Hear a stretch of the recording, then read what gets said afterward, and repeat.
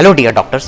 So now in this video we are going to talk about the cranial cavity, various its foramina and various structures passing through the foramina of the cranial cavity, especially the cranial nerve. Why we are going to talk about this topic?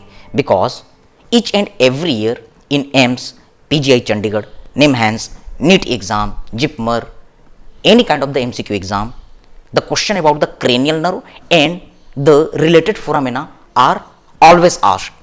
Also in the first year MBBS, in our Viva exam, in our theory exam, these facts are used, and it is very important for our clinical correlation with the medicine, with the neurosurgery, our surgery topic, ENT, ophthalmology, even the pathology, pharmacology, etc.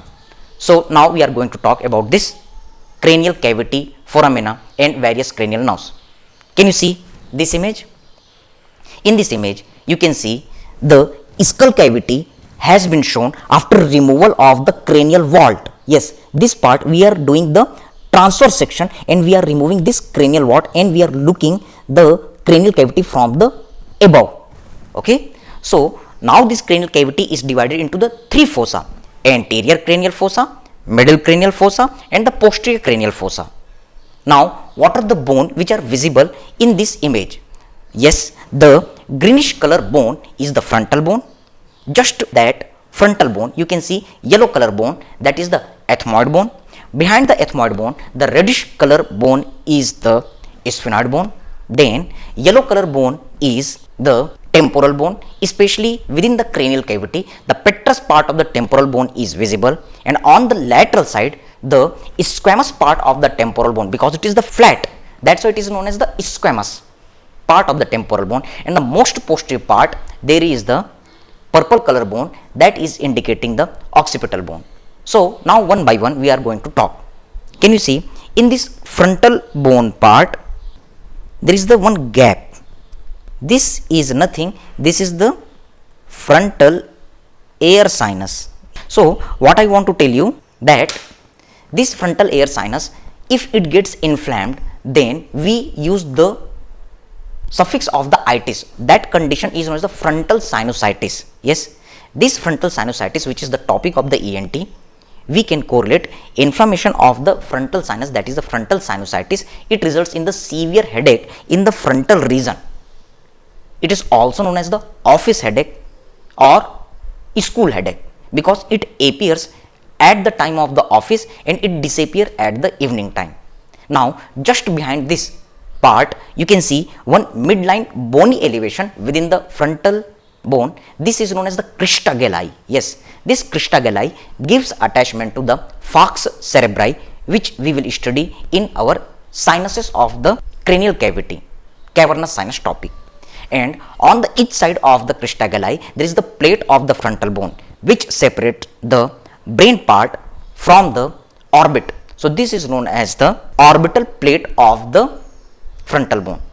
During the dissection we break this orbital plate of the frontal bone and then we go for the dissection of the eyeball. So this is the frontal bone orbital plate. Now when you are looking in between that orbital plate of the frontal bone, there is the one very thin bone. This thin bone is having the very minute aperture. These minute aperture, sieve like apertures, is known as cribriform. Remember, whenever there is the term cribriform, means multiple aperture, a small aperture giving sieve like appearance. So this is known as the cribriform plate of which bone? Yes, that small bone is known as the ethmoid. So now this ethmoid bone is having the two parts. One part is small and horizontal, while the another part is vertical.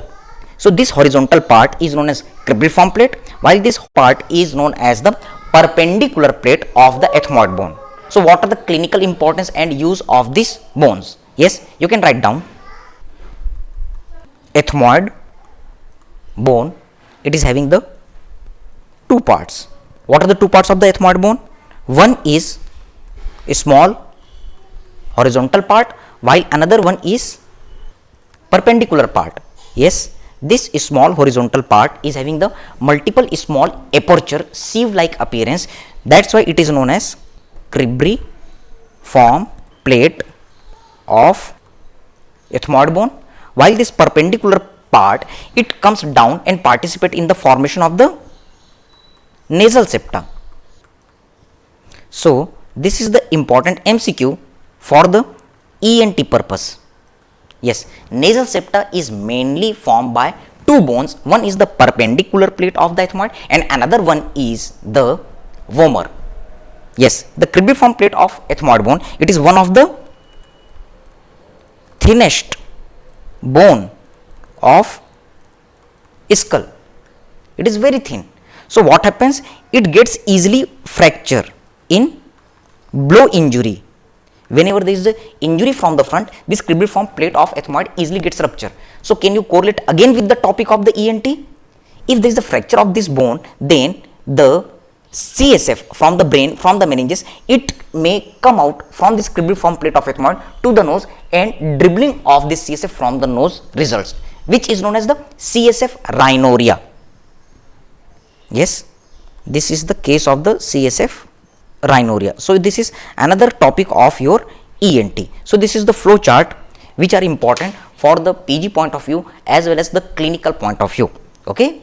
So the clinical presentation, if any patient is coming with the headache, with the history of the injury on the front part near the frontal bone or over the nose, and the patient is saying thin clear water like fluid is dribbling from the nose, then it is the case of the CSF rhinorrhea. Better you will study in the ENT.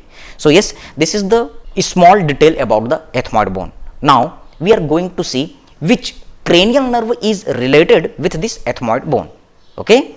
So again come to this image, you can see that multiple apertures are there. Why there are the multiple apertures? Because the very thin fibers are coming from here, and these all the fibers unites together and forms a bulb like dilatation, because this particular cranial nerve is related with the olfaction. That's why it is known as the olfactory cranial nerve, and it is the anterior most in location. That's why it is the first cranial nerve. So this is the bulb like dilatation. That's why this is the olfactory bulb. Then it continues as the olfactory tract. Then this tract divides into the medial and lateral olfactory stria. Few books also mentions the intermediate stria. We will see later in the olfactory nerve detail, but yes, the lateral olfactory stria ends within the temporal lobe. That particular part is known as uncus, which is the olfactory area, area number 28. Yes, this is the MCQ. So we are going to draw another image for this olfactory nerve. Suppose this is the face part.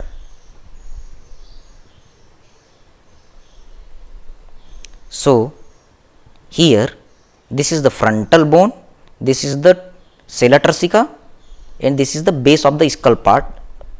Here is the location of pituitary gland, and this is the slope of the base of the skull. Here is the frontal air sinus is located. Yes. So now see, this bony part is indicating the location of the cribriform plate of ethmoid. Why this part becomes cribriform, we are going to see. Yes, this is the nose part. As we know, in the nose at the upper part there is the location of the nasal epithelium, which is rich in the bipolar neuron, bipolar receptors. So these are coming from the upper part of the nose. There are multiple roots which unites together and then pierces this cribriform plate of ethmoid and then reaches to the cranial cavity, and then this all the fibers are uniting together and making the bulb like dilatation. So this is the olfactory bulb, and this is the olfactory tract, which is dividing into the medial and lateral olfactory stria. So you can give the nomenclature. These are olfactory rootlets, which starts from the bipolar neuron. Then this part is indicating the cribriform plate of ethmoid.